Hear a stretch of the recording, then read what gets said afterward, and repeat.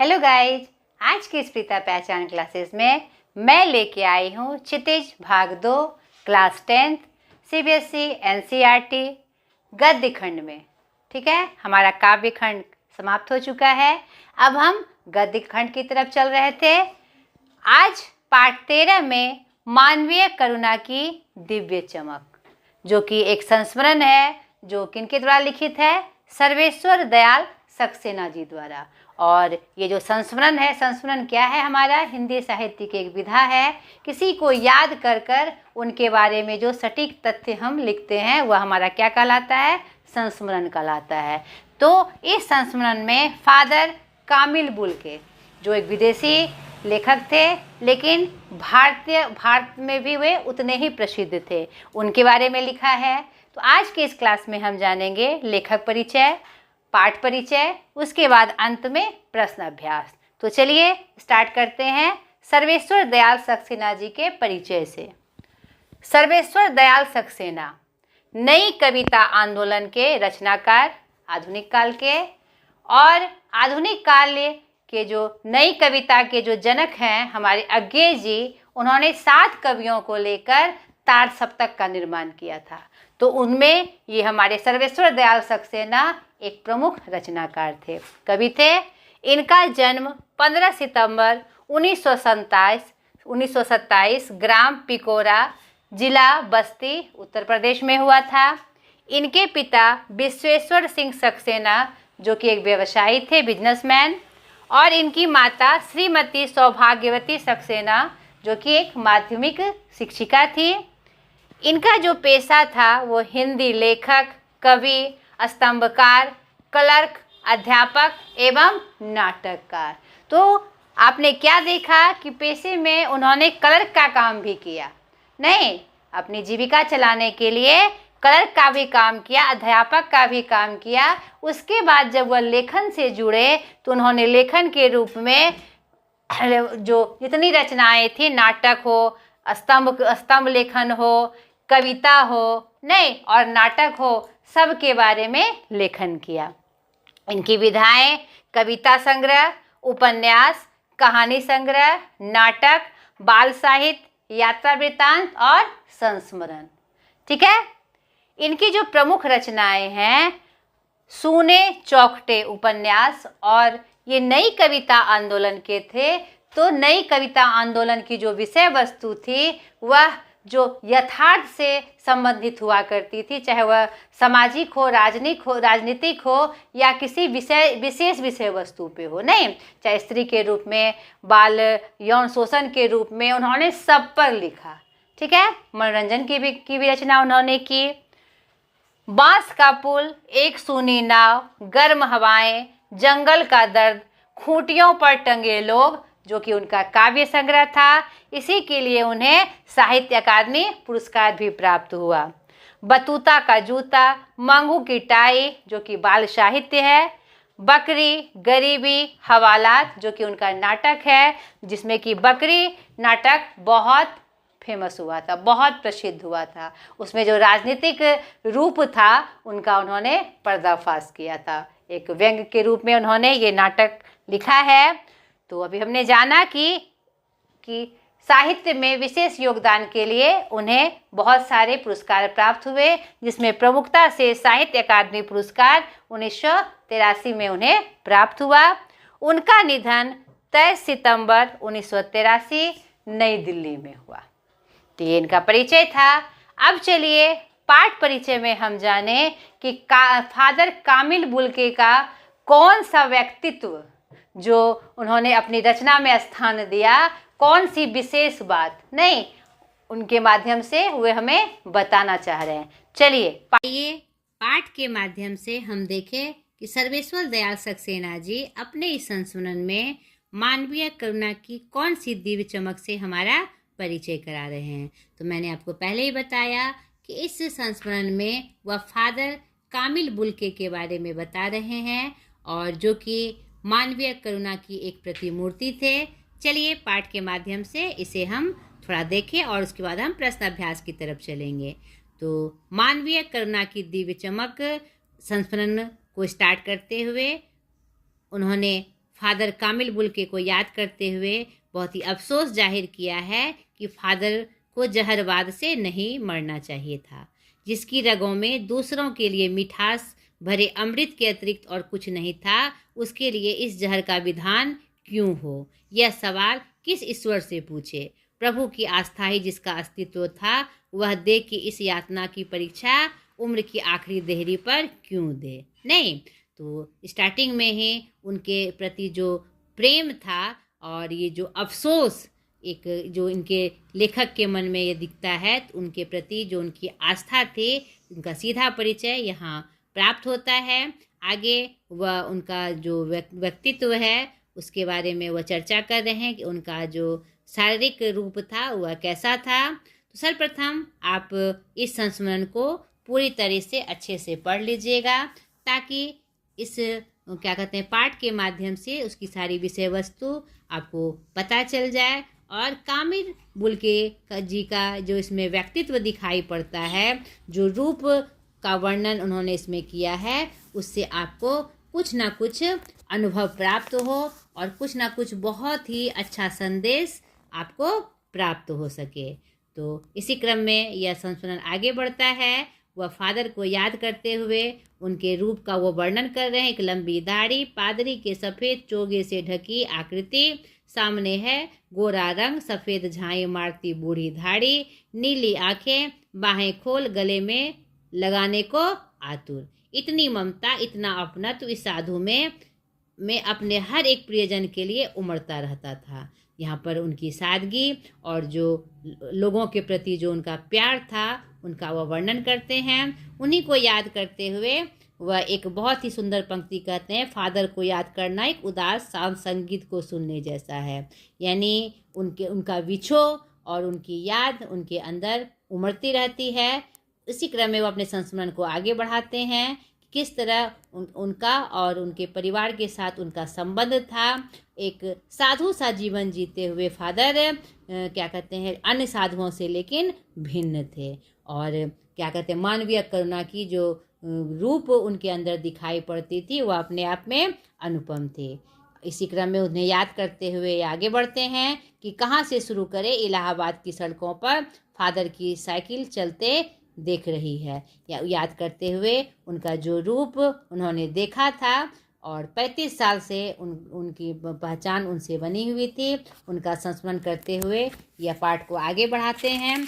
आगे के क्रम में उनके पूछने पर कि आपने जन्मभूमि क्यों छोड़ा, अपने देश की याद नहीं आती है, तो बड़ा ही सुंदर जवाब वो उनकी जन्मभूमि रेम्स चैपल थी।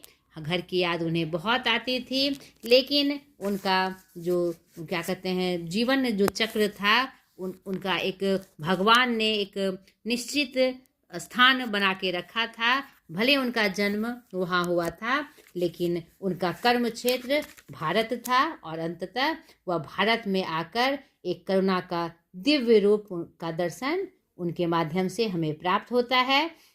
और एक बहुत ही सुंदर संदेश कि एक बाहर का विदेशी आकर अपने भारत में आकर जो प्रेम का संदेश वह फैलाते हैं, वह अपने आप में अनुपम है। जो करुणा, जो प्यार, जो रूप वह हमारे देश में आकर हम लोगों से बांटते हैं, यह अपने आप में अनुपम है। तो यह विश्व प्रेम को बढ़ावा देता है, हमारे अंदर विश्व प्रेम के रूप को दर्शाता है। इसी क्रम में संस्मरण को बढ़ाते हुए वह उनकी दिनचर्या के बारे में बताते हैं कि अचानक से इंजीनियरिंग के अंतिम वर्ष में पढ़ाई छोड़कर फादर बुल्के सन्यासी होने का जो धर्म था, गुरु बनने का जो परंपरा थी, वह उन्होंने इच्छा जाहिर की, और सन्यास लेने का उनका एक ही शर्त था कि मैं भारत में जाऊंगा। और भारत जाने की बात क्यों उठी वह नहीं जानते, क्योंकि उनकी प्रेरणा हमेशा से यह थी कि वह भारत जाकर सन्यासी बने, और ऐसा ही हुआ। पहले वो भारत आए, पहले जीसेट संघ में 2 साल पादरियों के बीच धर्माचार्य की पढ़ाई की, फिर 9-10 वर्ष दार्जिलिंग में पढ़ते रहे, और कलकत्ता में बीए किया, और इलाहाबाद में एमए। इन दिनों डॉक्टर धीरेन्द्र वर्मा हिंदी विभाग के अध्यक्ष थे, और शोध प्रबंध प्रयाग विश्वविद्यालय के हिंदी विभाग से रहकर 1950 में पूरा किया था। रामकथा उत्पत्ति और विकास परिमल में इसके अध्याय पढ़े गए थे। तो यहाँ पर इन सब पंक्तियों के माध्यम से इन संस्मरण को याद करते हुए उन्होंने जो जिक्र किया है कि एक विदेशी व्यक्ति हिंदी से इतना प्यार करता है। नहीं, इन्होंने हिंदी और संस्कृत दोनों से जुड़ाव महसूस करते हुए उसे आगे तक पढ़ाई की, और हिंदी के प्रति वह बहुत चिंतित भी थे।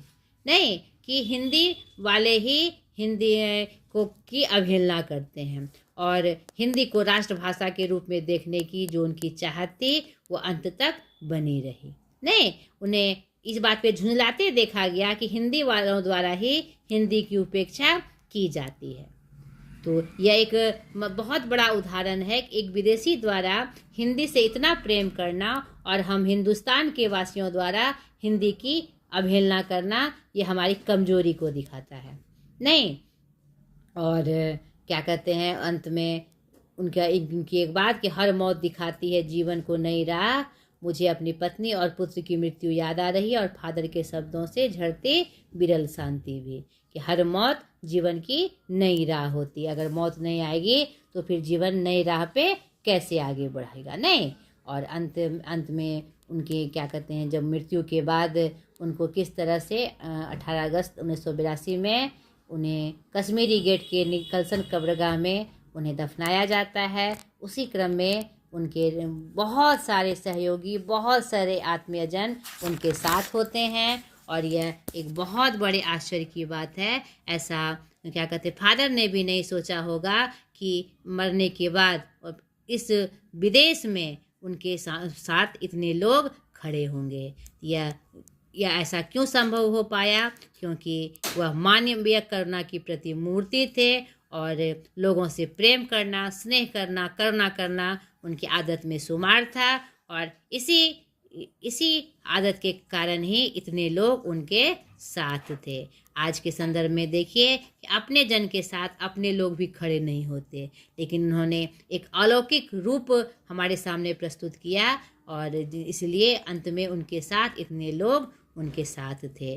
तो यज्ञ की पवित्र आग की आँच की तरह उनकी याद उनके मन में बनी रहेगी, और उस पवित्र ज्योति की जो रूप है उसके लिए लेखक श्रद्धा नत अपने आप को देखते हैं, और वह नहीं जानते कि सन्यासी ने कभी सोचा होगा कि मृत्यु में इतने लोग, इतने रोने वालों की कमी नहीं होगी। उन्होंने भी ऐसा नहीं सोचा होगा। नहीं, और इतने लोग उनके साथ शामिल हुए, तो यह उनकी जो अच्छाइयाँ थी उनका एक प्रमाण है। तो इस क्रम में वो अपनी बातों को विराम देते हैं लेखक। तो बहुत ही सुंदर रूप से फादर जी का उन्होंने संस्मरण को याद करते हुए उसे पंक्तिबद्ध किया है।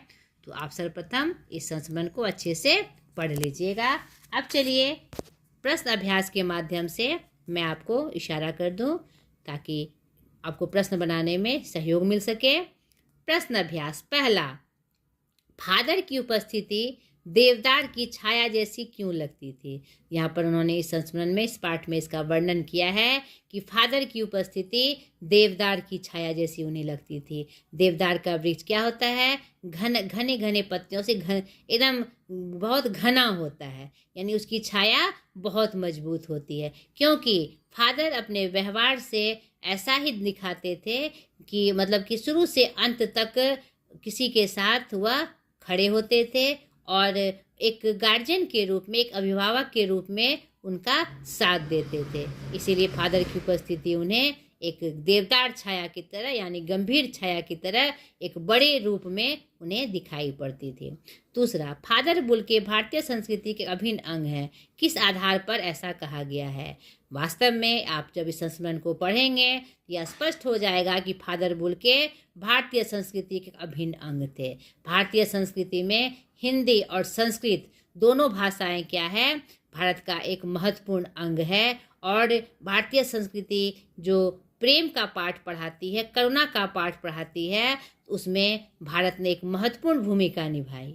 एक विदेशी होकर भी उन्होंने भारत में आकर इसका एक सुंदर उदाहरण प्रस्तुत किया, और हिंदी से उन्होंने आगे बढ़ा, और हिंदी को राष्ट्रभाषा बनाने के लिए हमेशा वो चिंतित रहे और उनका यह सपना था और वह इस बात से हिंदी की अवहेलना करने वालों पर वह झुंझलाते थे और पूरी तरह से वह देश के प्रति समर्पित थे। और क्या कहते अंत समय में उनके साथ इतने बड़े बड़े प्रभुत्व संपन्न लोगों का जुटना और आंखें नम करना यह स्पष्ट करता है कि भारतीय फादर बुल्के भारतीय संस्कृति के एक अभिन्न अंग हैं। ठीक है। तीसरा, पाठ में आए उन प्रसंगों का उल्लेख कीजिए जिनसे फादर बुल्के का हिंदी प्रेम प्रकट होता है। तो मैंने अभी स्पष्ट किया। यहाँ की पंक्ति में आप देखिएगा कि हिंदी के प्रति जो उनका रूप था बड़ा ही सुंदर था। उन्होंने हिंदी से कलकत्ता में बीए किया और इलाहाबाद से एमए नहीं, और हिंदी के प्रति उनका प्रेम बहुत ही सुंदर था। उन्होंने क्या कहते हैं शोध प्रबंध प्रयाग विश्वविद्यालय के हिंदी विभाग में रहकर 1950 में पूरा किया। रामकथा उत्पत्ति और विकास। ठीक है। तो यह हिंदी के प्रति जो उनका प्रेम था इसको दिखाता है और हिंदी को वह राष्ट्रभाषा के रूप में देखना चाहते थे और हर मंच पर इसकी एक तकलीफ बयां करते थे। हिंदी की जो दुर्दशा है उसकी तकलीफ को बयां करते थे। इसके लिए अकाट्य तर्क देते थे कि हिंदी हमारी पहचान है। बस इसी सवाल पर वह झुंझला जाते थे कि हिंदी वाले ही हिंदी की उपेक्षा करते हुए नजर आते हैं। इन सब बातों से यह स्पष्ट होता है कि फादर बुल्के का हिंदी से प्रेम बहुत ज़्यादा था। उनका प्रेम प्रकट होता है। इस पाठ के आधार पर फादर कामिल बुल्के की जो छवि उभरती है उसे अपने शब्दों में लिखिए। इस पाठ के आधार पर फादर कामिल बुल्के जी की एक अद्भुत छवि हमारे सामने उभरती है क्योंकि वे करुणा के प्रति मूर्ति थे। सभी से प्रेम करना और सभी से आत्मीयत व्यवहार करना उनके व्यवहार में शामिल था और ये एक सन्यासी सा जीवन बिताते थे। आम सन्यासी एकांतवास होकर अपने जीवनचर्या का निर्वाह करते हैं, लेकिन यह एक ऐसे सन्यासी थे जो समाज में रहकर समाज के सब लोगों से प्रेम करते हुए और दर्शाते हुए अपने जीवन का निर्वाह करते थे। उनका यह व्यवहार था कि सबसे प्रेमवत मिलते थे, उनकी कुशल क्षेम पूछते थे और जहाँ तक हो उनके साथ वह खड़े होकर उनका साथ देते थे। तो उनकी जो ये छवि है वह बहुत ही सुंदर रूप से हमारे सामने प्रस्तुत होती है। लेखक ने फादर बुल्के को मानवीय करुणा की दिव्य चमक क्यों कहा है? तो यहाँ पर लेखक ने फादर बुल्के को मानवीय करुणा की दिव्य चमक कहा है। यह बिल्कुल स्पष्ट हो जाएगा जब आप इस पाठ को पढ़ेंगे, क्योंकि इन्होंने बहुत सारे घटनाक्रम का जिक्र किया है लेखक ने, जिससे उनकी जो मानवीय के प्रति करुणा है वो आपको दिख जाएगी। इलाहाबाद की सड़कों पर फादर की साइकिल चलती दिख रही है। इसे पास आकर रुकती है, मुस्कुराते हुए उतरते हुए। देखिए मैंने उसे पढ़ लिया और मैं कहना चाहता हूँ इसको क्रोध में कभी नहीं देखा, आवेश में देखा है। यानी किसी काम के लिए आवेश में उन्हें देखा गया। सबके प्रति प्यार लबालब छलकता महसूस किया। अक्सर उन्हें देखकर लगता है कि बेल्जियम में इंजीनियरिंग के अंतिम वर्ष में पहुंचकर उनके मन में सन्यासी बनने की इच्छा कैसे जाग गई, जबकि घर भरा पूरा था, 2 भाई 1 बहन और माँ पिता सभी थे।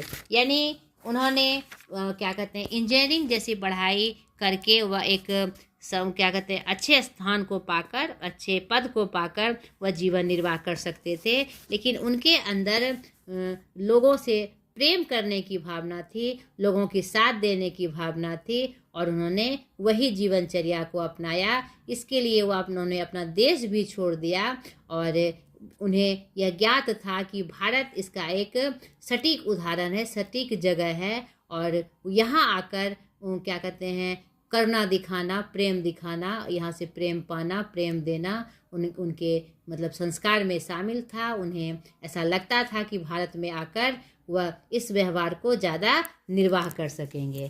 तो उन्होंने ऐसा ही किया और उन्होंने करुणा की एक बहुत सुंदर रूप हमारे सामने प्रस्तुत की। इसीलिए लेखक ने उन्हें मानवीय करुणा की दिव्य चमक से का पद देकर उसे शोभायमान किया है। ठीक है।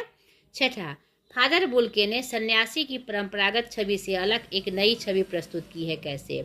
यहाँ पर पाठ के माध्यम से आप देखेंगे कि अन्य सन्यासियों की तरह ये अन्य सन्यासियों से बिल्कुल अलग थे, क्योंकि जिस सन्यासी की जीवनचर्या अलग रूप से होती है, तपस्या करते हुए, एकांतवास करते हुए, लेकिन इनकी छवि उनसे बिल्कुल अलग थी। नहीं, वह क्या कहते हैं, शरीर से सन्यासी थे, व्यवहार से सन्यासी थे, लेकिन उनको समाज में रहकर लोगों की सेवा करना, लोगों की सहायता करना, घर घर जाकर उनसे प्रेम संबंध रखना, उनसे स्नेह करना उनके व्यवहार में शामिल था। और इन्होंने जीवन भर ऐसे ही अपने व्यवहार का निर्वहन किया। तो इस छवि को या मतलब कि अन्य परंपरागत सन्यासियों की छवि से उन्हें अलग प्रस्तुत करती है। ठीक है, आशय स्पष्ट कीजिए। नम आँखों को गिनना स्याही फैलाना है। इस तरह का जब प्रश्न हमारे सामने आता है तो सबसे पहले हम पाठ का परिचय देते हैं, फिर लेखक का परिचय देते हैं, उसके बाद पाठ का मुख्य भाव बताते हुए हम पंक्ति का भाव स्पष्ट करते हैं। तो प्रस्तुत पंक्ति हमारे पाठ्य पुस्तक क्या कहते क्षितिज भाग 2 से ली गई है, और पाठ 13 मानवीय करुणा की दिव्य चमक, जिसके लेखक सर्वेश्वर दयाल सक्सेना जी हैं। इस पाठ के माध्यम से लेखक क्या कहते हैं बेल्जियम के फादर कामिल बुल्के का संस्मरण करते हुए इस पाठ से मानवीय करुणा की एक दिव्य चमक का रूप प्रस्तुत करते हुए दिखाई पड़ते हैं। इसी क्रम में यह पंक्ति आई है, नम आँखों को गिनना स्याही फैलाना है। यह पंक्ति संस्मरण के पाठ के अंत में आई है। क्या कहते हैं, जब क्या कहते हैं उनके मतलब कि जब मरने के बाद उनको कब्र में दफनाया जा रहा था, तो उनको श्रद्धांजलि देने के लिए, उनको नमन करने के लिए बहुत सारे लोग आए थे। तो यहाँ पर लेखक आश्चर्य करता है कि मैं नहीं जानता इस सन्यासी ने कभी सोचा या नहीं कि उसकी मृत्यु पर कोई रोएगा, लेकिन उस क्षण रोने वालों की कमी नहीं थी। तो इसी क्रम में यह पंक्ति आई है कि नम आँखों को गिनना स्याही फैलाना है, यानी इतनी आंखें नम थी कि अगर उसका जिक्र किया जाए तो पूरी स्याही फैल जाएगी और क्या कहते वर्णन पूरा नहीं हो पाएगा। तो इसी क्रम में यह पंक्ति आई है। ख नंबर, फादर को याद करना एक उदास शांत संगीत को सुनने जैसा था। तो प्रस्तुत पंक्ति हमारे पाठ्य पुस्तक क्षितिज भाग 2 गद्य खंड पाठ 13 मानवीय करुणा की दीप चमक से ली गई है, जिसके लेखक सर्वेश्वर दयाल सक्सेना जी हैं। इस पाठ के माध्यम से लेखक फादर कामिल बुल्के की यादों को ताज़ा कर रहे हैं। उसी क्रम में यह पंक्ति आई है कि आज उनके बीच फादर नहीं है, हमारे बीच फादर नहीं है, और उनको याद करना उनके लिए उदास शांत संगीत सुनने जैसा है। यानी कि जब उनको याद किया जाए तो मन में एक टीस उठती है, कसक उठती है कि काश वो आज भी होते, लेकिन मन करता है कि उनको याद करते रहे, जैसे कि हम उदास शांत संगीत को सुनते हैं और उनकी यादों में खो जाते हैं। तो इसी क्रम में यह पंक्ति आई है कि यह उदास शांत संगीत जैसे हैं वो, जिनको याद करते रहना उनकी याद मन में बसी हुई है और उनको याद करने का मन आतुर है। ठीक है, आगे देखिए।